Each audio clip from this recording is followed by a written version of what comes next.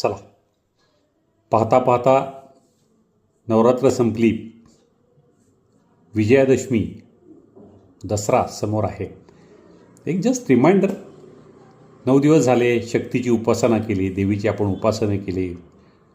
एक एक दिवस वेगवेगळ्या माध्यमातून उपवास असतील, प्रार्थना असतील, नामस्मरण असेल, जे काय असेल ते, त्या माध्यमातून आपण स्वतःवरती काम करायला सुरुवात केली की माझ्यातले कुठले कुठले विकार जे आहेत त्याच्यावरती मला काम करायचं आहे. याच्यासाठी हे 9 दिवस ही शक्तीची, देवीची आपण उपासना केली आहे. आता उद्या प्रतिकात्मक पद्धतीनं काही ठिकाणी रावण दहन होईल. विजयाची पताका जी आहे ती लावण्यासाठी बरेच सोहळे साजरे होतील. आनंदाने करूयात, छान सोहळे साजरे करूयात.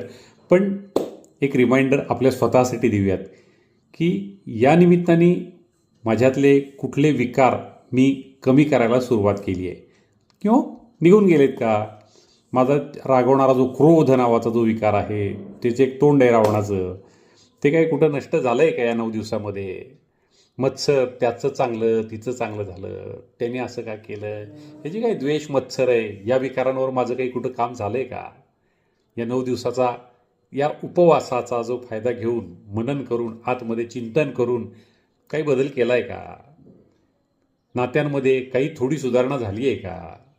कुटुंबातल्या आनंदामध्ये काही बदल घडला आहे का.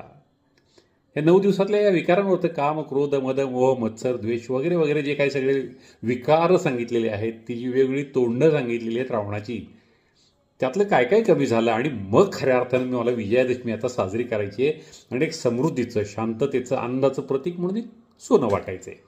किती छान ना आपले उत्सव, किती विचारपूर्वक केलेत.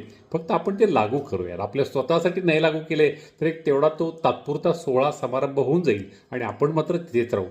हे सगळे जर निर्माण केलेत ना, तर ते आपल्यामध्ये काहीतरी बदल करण्यासाठी, स्वतःचा शोध घेण्यासाठी, स्वतःची ती आनंद अवस्था नक्की कुठे आहे.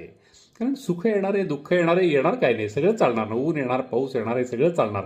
पण या सगळ्या परिस्थितीमध्ये मला शांत, समृद्ध, निवांत राहायचं असेल तर मला शोधलं पाहिजे ना. आणि त्याची ही सगळी निमित्त आहेत.